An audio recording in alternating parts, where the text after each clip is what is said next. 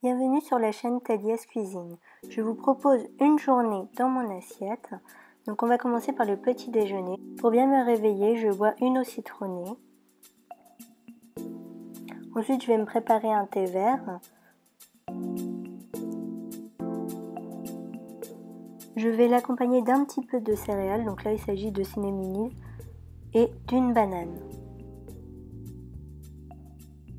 Le midi, je vais manger des chaussons aux épinards et à la ricotta. Donc on va couper un demi-oignon en dés. Puis je presse une petite gousse d'ail. Ensuite, on fait revenir dans une poêle avec un petit peu d'huile, donc l'oignon et l'ail.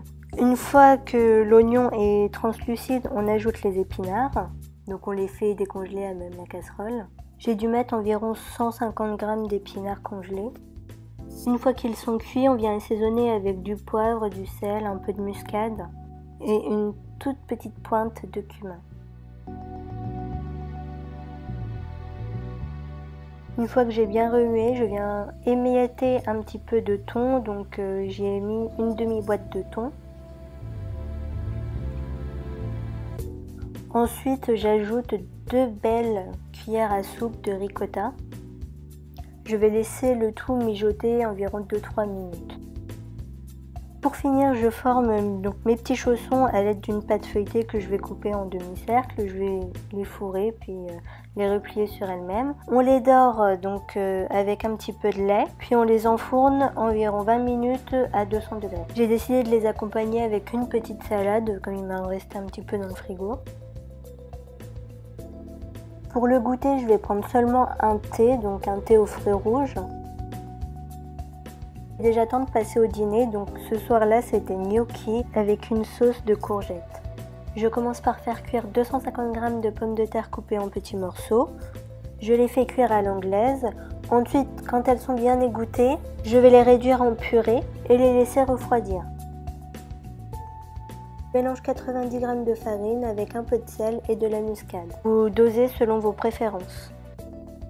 J'incorpore l'écrasé de pommes de terre refroidies et je vais bien malaxer pour pouvoir former une boule de pâte homogène. Ensuite, je viens diviser la préparation en 4 petits boudins, puis je vais détailler des morceaux d'environ 2 cm. Une fois les gnocchis formés, donc je vais les laisser reposer minimum 30 minutes, mais avant je les saupoudre d'un petit peu de farine. Pour finir, il y a les faire cuire dans une eau bouillante salée. Quand ils remontent, c'est qu'ils sont cuits.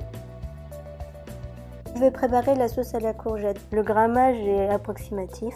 En soi, je viens couper une demi-échalote et je vais hacher finement donc 2 feuilles de basilic. Puis je vais presser une gousse d'ail.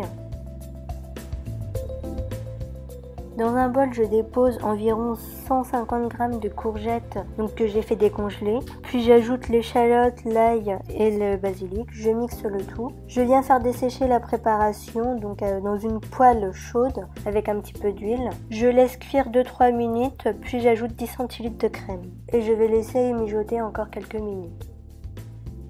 Pour finir, je viens napper de sauce mes petits gnocchis. Pour un peu plus de gourmandise, je vous conseille quand même de saupoudrer un petit peu de parmesan râpé par-dessus. Donc là, ça me faisait plaisir de vous montrer comment j'ai dressé mon assiette pour prendre la photo que j'ai publiée sur Instagram.